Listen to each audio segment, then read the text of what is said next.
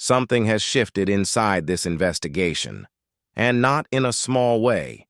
Not in the way that press conferences shift things, carefully worded, strategically timed, designed to give the impression of movement without actually revealing anything. This is a different kind of shift, the kind that only becomes visible when someone in an official position says something they cannot take back, something specific, something that changes the shape of everything that came before it.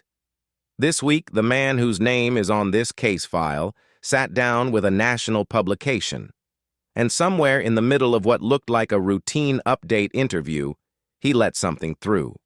One statement, one confirmation that no press briefing, no department release, and no carefully managed public appearance had ever produced before. One sentence, and it rewrites the last 104 days of this investigation entirely. We are going to go through every piece of it, every word, every implication, every detail the experts say matters, and why. But before we do, if you are watching this for the first time, hit subscribe right now. This is the kind of story we stay on until there are real answers, not official answers, real ones. And drop a comment below. Tell us where in the world you are watching from. This case has reached people on every continent, and we want to know you are here with us. This story involves a missing person and an active law enforcement investigation. Some of what you are about to hear is serious in nature. Please keep that in mind as we move through this. Now, let us talk about what 104 days actually looks like when you lay it out plainly. No arrest, no publicly named suspect, no confirmed update on the whereabouts of a woman who was, by every account from the people who knew and loved her, exactly where she was supposed to be. In her own home, in her own neighborhood. Living the life she had built over 8 decades, until the morning of February 1st, when she simply was not there anymore. Her name is Nancy Guthrie. She is 84 years old. She is somebody's mother, somebody's grandmother, and she has been gone for 104 days. A reward of $1.2 million has been sitting uncollected since the early weeks of this investigation. $1.2 million. And in more than 3 months, not one person, not a neighbor, not an acquaintance, not someone who heard something or saw something or carries something they have not yet said out loud, has picked up the phone. Let that sit with you for a moment, because by the time this video is over, I think you will agree that the silence around that reward is one of the most analytically telling details in this entire case. We are going to come back to it, but right now, we begin with what is new. With what emerged this week from a conversation between a county sheriff and a journalist at a national magazine. And with what 2 of the most credible voices covering this case say it actually means for where this investigation stands today. Journalist Brian Enton has been on this case from the night it began. He has built his standing the hard way, through careful, consistent, ground-level reporting that stays close to the facts and does not reach beyond what the evidence actually supports. He is not a sensationalist. He is a careful documentarian of what is actually happening in Puma County. And this week, he went through Sheriff Chris Nanos' interview with People magazine, word by word, line by line. Then he brought in Morgan Wright. Morgan Wright is a former law enforcement officer with more than 4 decades of professional investigative experience. He has worked at every level of this system: local departments, state agencies, federal operations. He understands not just the public language of law enforcement, but the institutional logic behind it. What a word choice signals, what a decision to speak or to stay silent actually means inside these structures. And here is the detail that stopped Brian Enton in his tracks. Sheriff Chris Nanos confirmed, openly in a national publication, that he is no longer the one speaking directly with the Guthrie family. That responsibility, he said, has been assumed by the FBI. Read that carefully and let it register properly.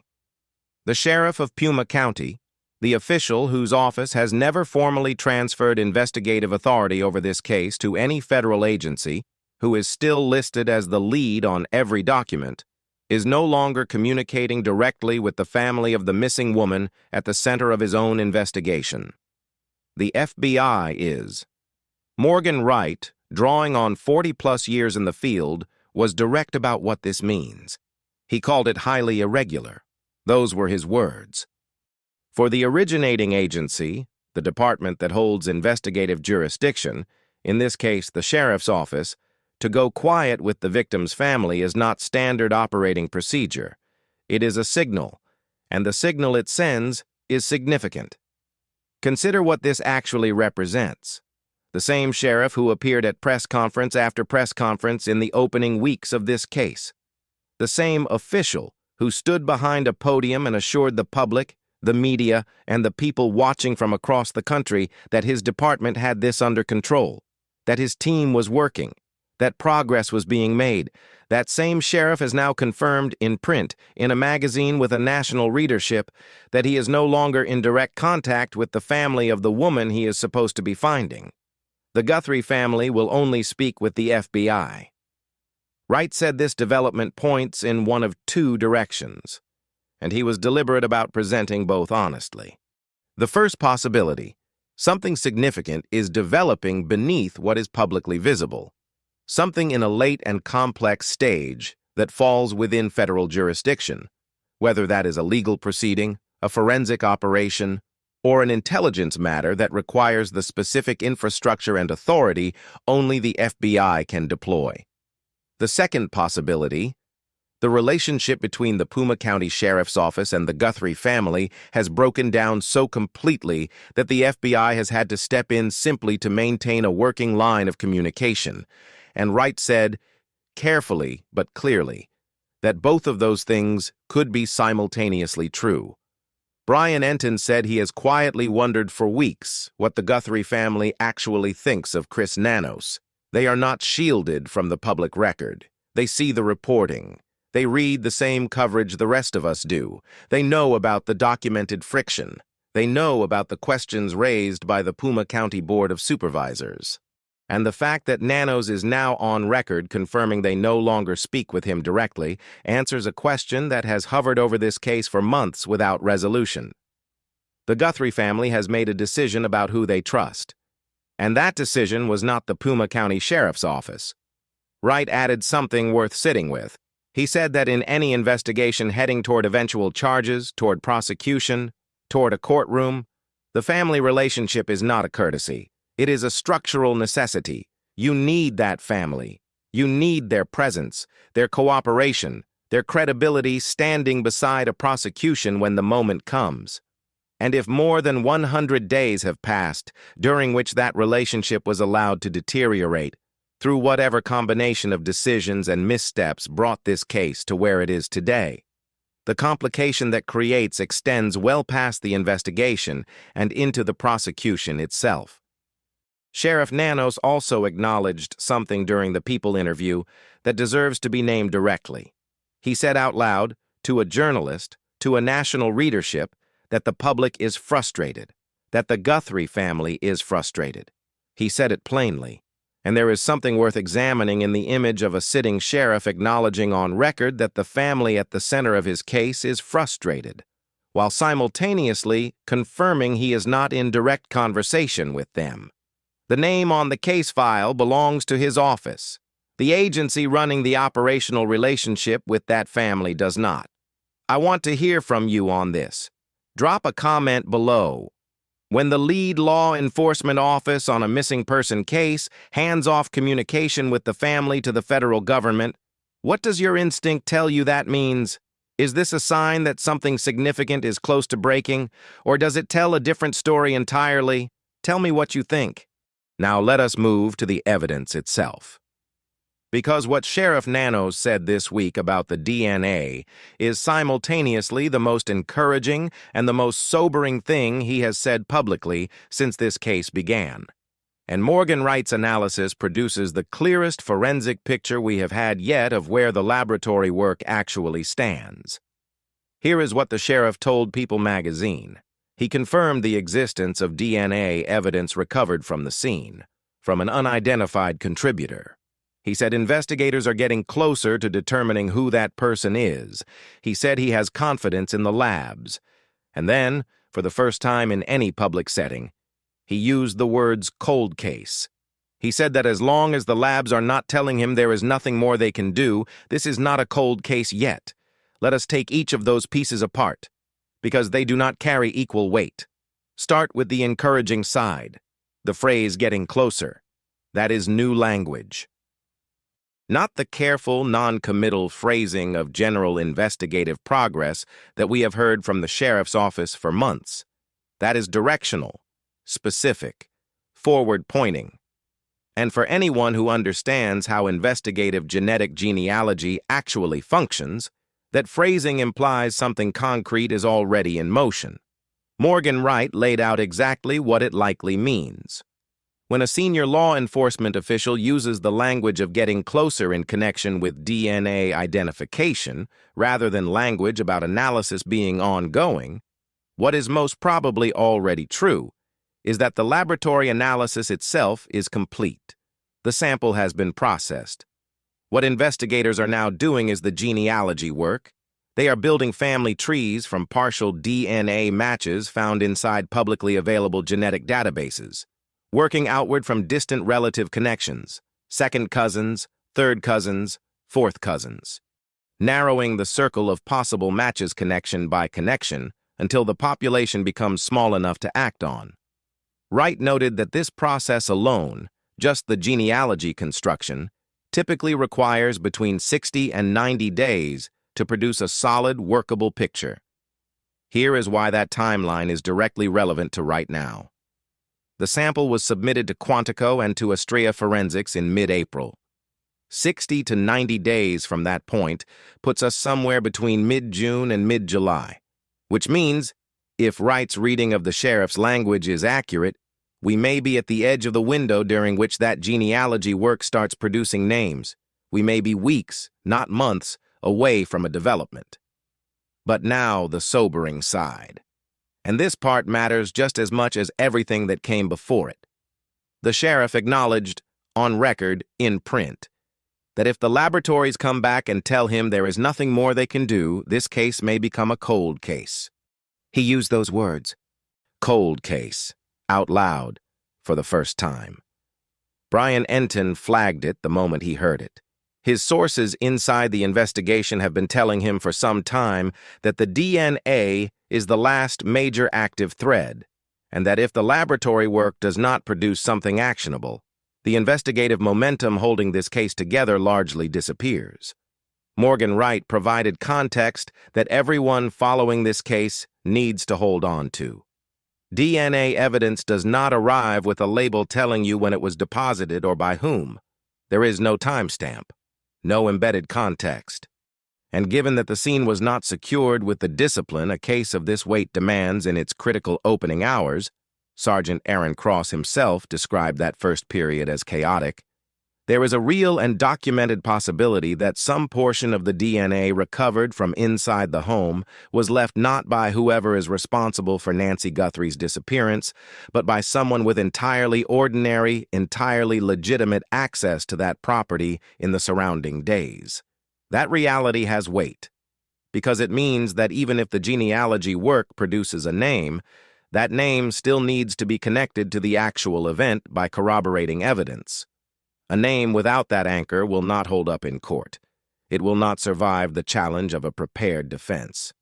And everyone in this investigation knows it. Wright also addressed the physical evidence recovered roughly 2 miles from the home, an item that drew significant early attention.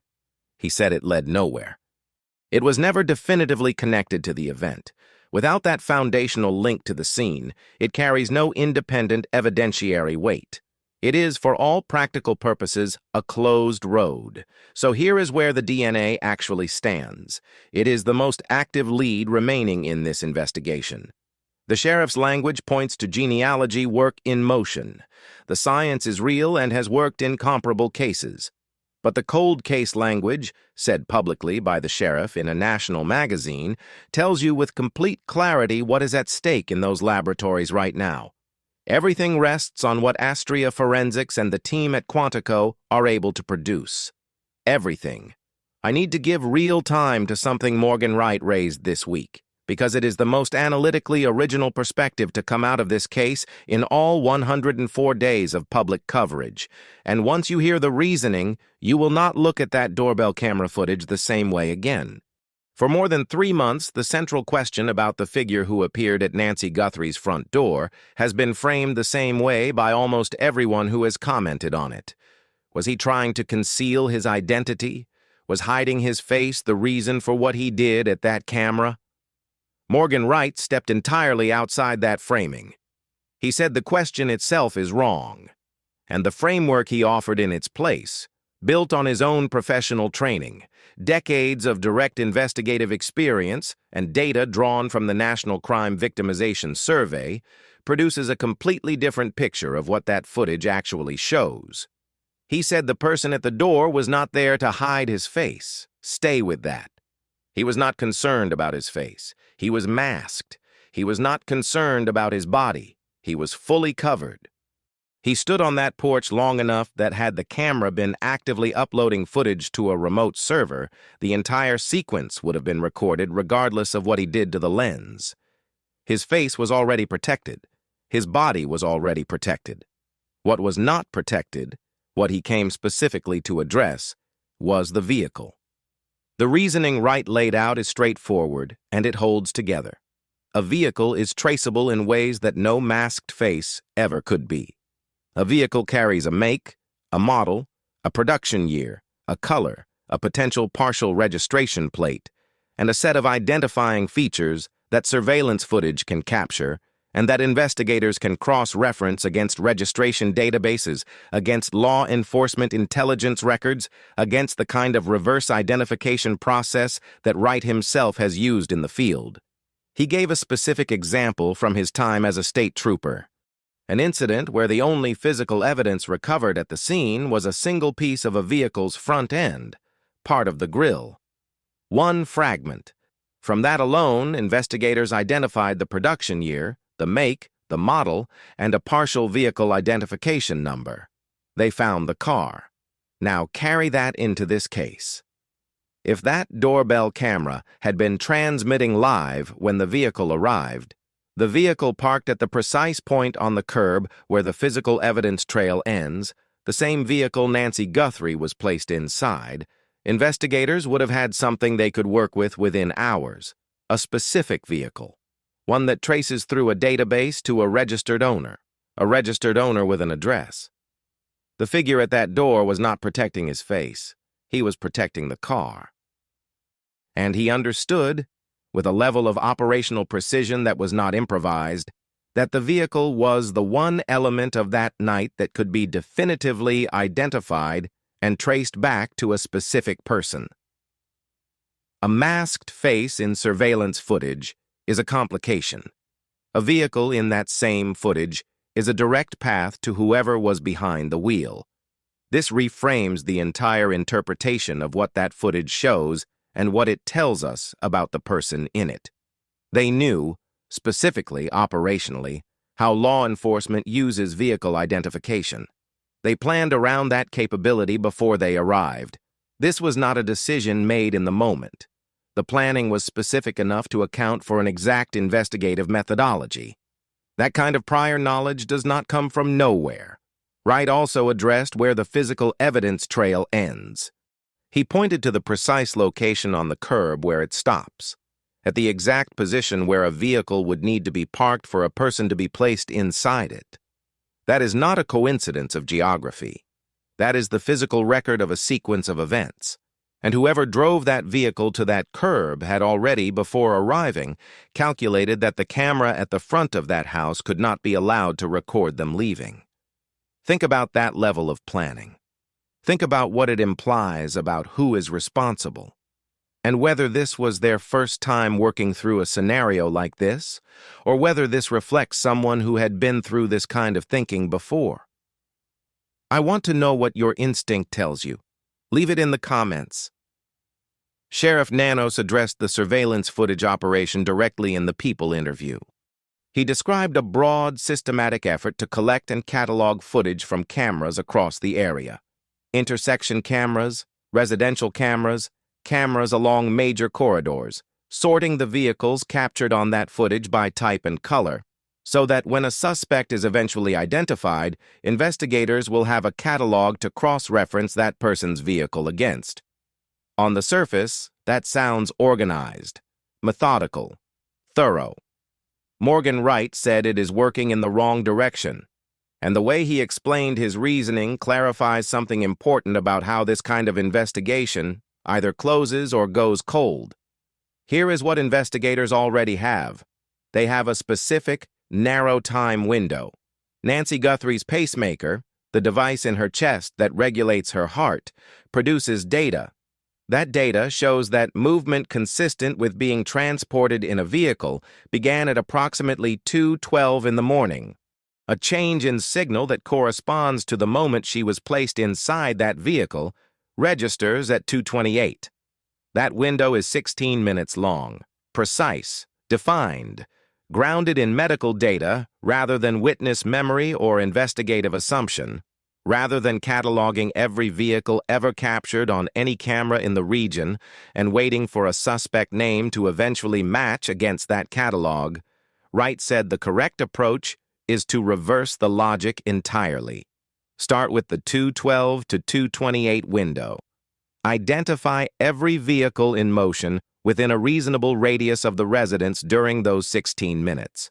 That becomes the working population, not thousands of vehicles across an undefined period.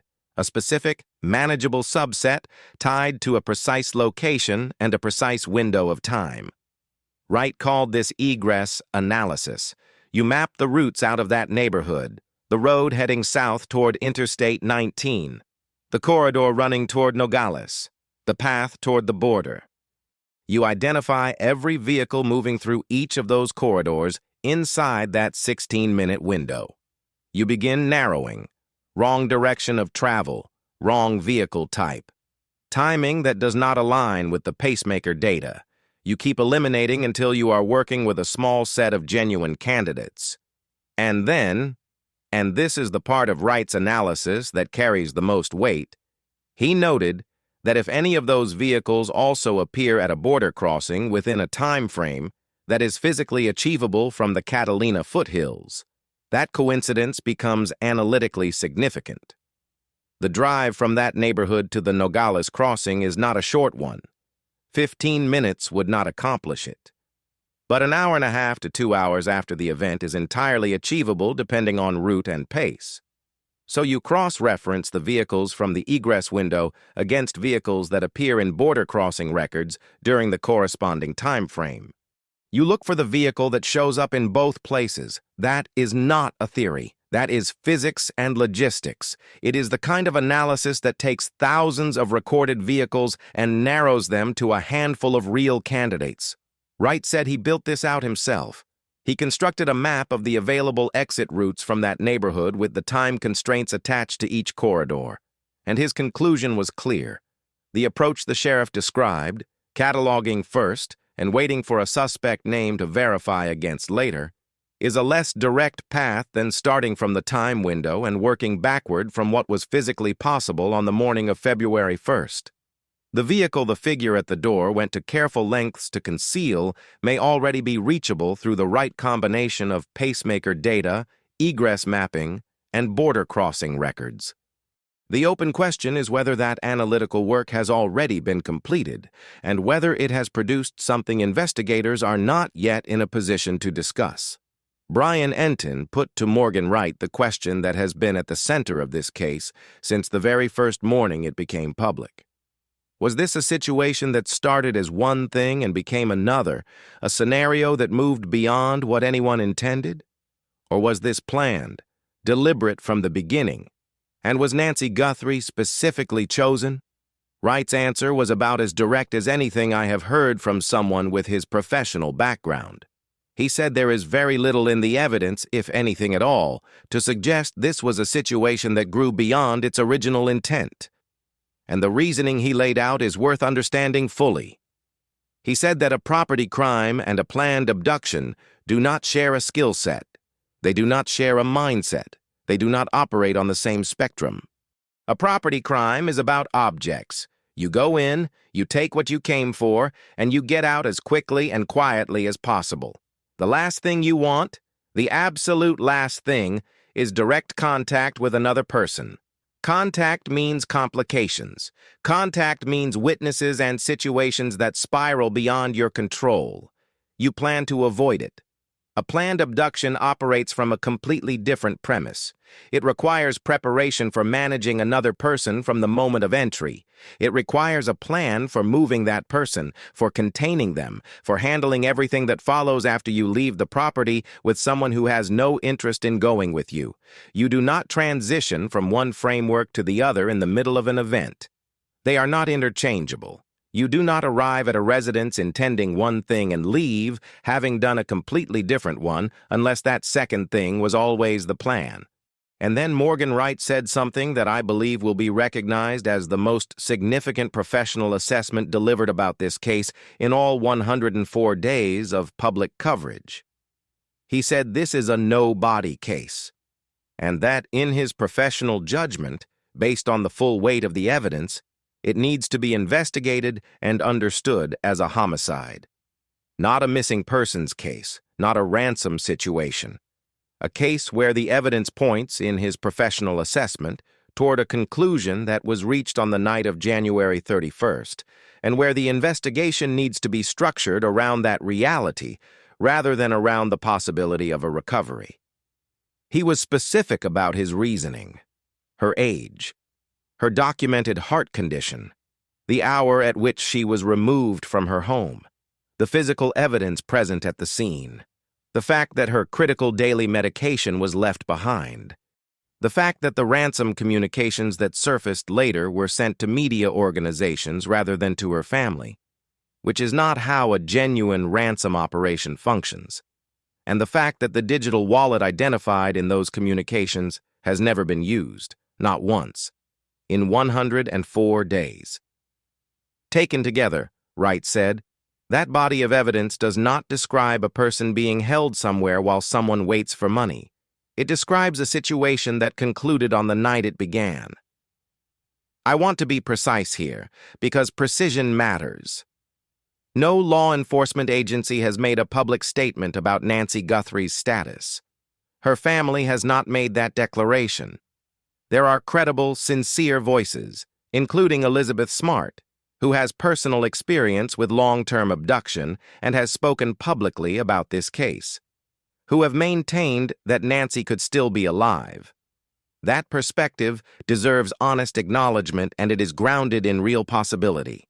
But Wright's assessment reflects what a number of experienced law enforcement professionals have been saying in private for weeks.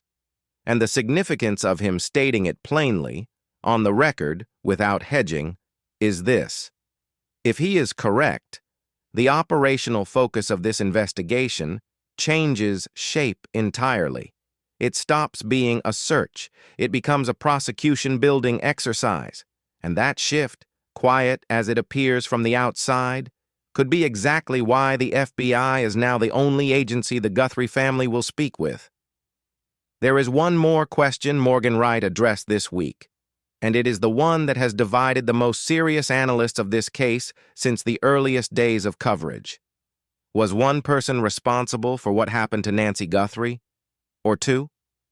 The argument for two has genuine substance. What happened that night? The level of coordination involved, the physical management required, the fact that multiple points of the property appear to have been addressed at the same time, seems to many analysts to exceed what a single person could realistically execute alone. The rear exterior lighting was disabled at roughly the same time the front-facing camera was being dealt with. Two simultaneous actions at two separate locations. That is a strong structural argument for two roles, two people. But Morgan Wright raised something that directly challenges that picture. And it connects to the silence of that reward in a way that is difficult to argue around. He said two people cannot hold a secret. Not over time, not under real pressure, not when $1.2 million is sitting on the table uncollected. A genuine secret, the kind that carries consequences, can only be reliably held by one person. And when you set that reality against 104 days of complete silence from anyone in a position to know something, the math of human behavior under sustained pressure becomes very hard to dismiss. Every professional who has seriously engaged with this case has arrived at the same calculation. The money, the timeline, the public scrutiny. If two people did this, one of them should have made contact by now. And yet the phone has not rung. Wright said that sustained silence is more consistent with a single person carrying this alone. No partner, no shared burden, no second person whose resolve might eventually give way. Someone who may be geographically removed enough from the Tucson community that no one in their ordinary life has ever had reason to connect them to what happened here. He raised the profile of someone who travels, someone with no record in local law enforcement files, no prior contact with Puma County authorities, no intelligence footprint in the area. Someone who came and then left, and left nothing in the local system that would naturally draw them back into view. That profile, Wright said, is consistent with the absence of a publicly named suspect after more than 100 days of investigation. Not because investigators are idle, but because the person they are looking for may have never been attached to this community in the first place. Wright was measured. He acknowledged both possibilities honestly. He recognized the structural arguments for two people, but he held his position on the reward. $1.2 million, 104 days, complete silence. That is the loudest argument for a lone actor anywhere in this case, and it is made entirely without words. I want to put this directly to you. Where do you land? The coordination on the night points toward two people. The silence of the reward points toward one. Which carries more weight in your view? Leave your reasoning in the comments. This is one of the most genuinely debated analytical questions in this entire case, and I want to hear your thinking. Sheriff Nanos used part of the People interview to respond to public statements made by FBI Director Kash Patel. His position, federal coordination, was established almost immediately after Nancy Guthrie's disappearance was reported. The FBI was present from day one. Some of Director Patel's statements, Nanos said, were that official's personal opinion. Certain claims were not accurate. A response plan was activated right away. We have walked through these contradictions on this channel before. But something surfaced this week that Brian Enton flagged as significantly underreported. County Supervisor Dr. Matthew Hines made a public statement that adds a dimension to this conflict, going beyond the investigative argument. He said the Nancy Guthrie case has already cost Puma County approximately $1 million. $1 million of county taxpayer funds. His position is direct. Had Sheriff Nanos allowed the FBI to take responsibility for the DNA analysis and the broader investigation from the outset, the county would have been largely protected from those costs. Federal investigations draw on federal funding. Instead, a county sheriff's department has been carrying the financial weight of a case that demands resources a county department was never built to sustain. $1 million. Spent on a case that the director of the FBI said his agency was prepared to lead from the very first night. Hundreds of available agents, a dedicated aircraft, the most advanced forensic laboratory in the country, the infrastructure to handle a case of this scale, and the sheriff said no. Morgan Wright offered a balanced perspective on the criticism directed at Nanos. He said, not all of it is fair. Some of the frustration people express publicly reflects a genuine misunderstanding of how forensic investigation works outside of a scripted television drama. DNA analysis, particularly when samples are mixed or complex or need to hold up under legal challenge, takes real time. The science behind the delays is legitimate. It does not operate on a television timeline, and that is not always appreciated by people following from the outside. But Wright also said the record is what it is. Director Patel has his account of the opening days of this investigation. The sheriff has a different account, and between those two accounts sits a documented public record that requires no interpretation. A county board of supervisors that compelled the sheriff to deliver sworn testimony. A bipartisan coalition of supervisors who called publicly for his resignation. A county that spent $1 million on a case the FBI was ready to direct from the first night. And a family that will no longer speak with the sheriff at all. That is the record. So here is where this investigation sits on day 104. Not where the press releases position it. Not where the carefully managed statements frame it. Where it actually is. The sheriff is no longer speaking with the Guthrie family.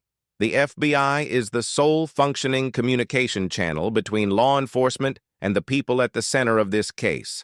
Whatever formal paperwork says about jurisdictional authority, that single fact tells you who is directing this investigation and who the family believes will be the ones to bring it to resolution. The DNA remains the central load-bearing piece of evidence.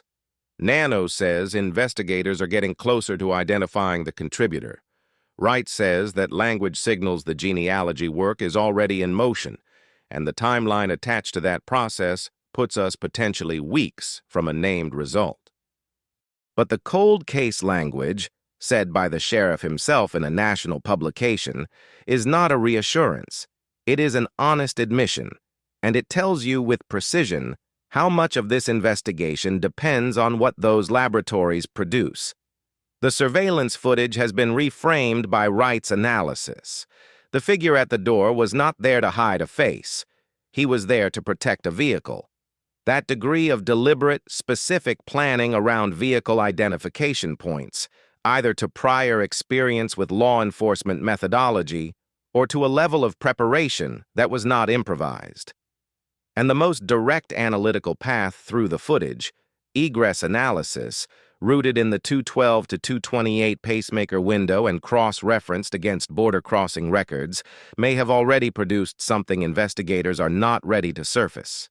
The reward, $1.2 million, uncollected for 104 days, is either the strongest indicator of a single person carrying this alone, or it is a silence that is running out of time.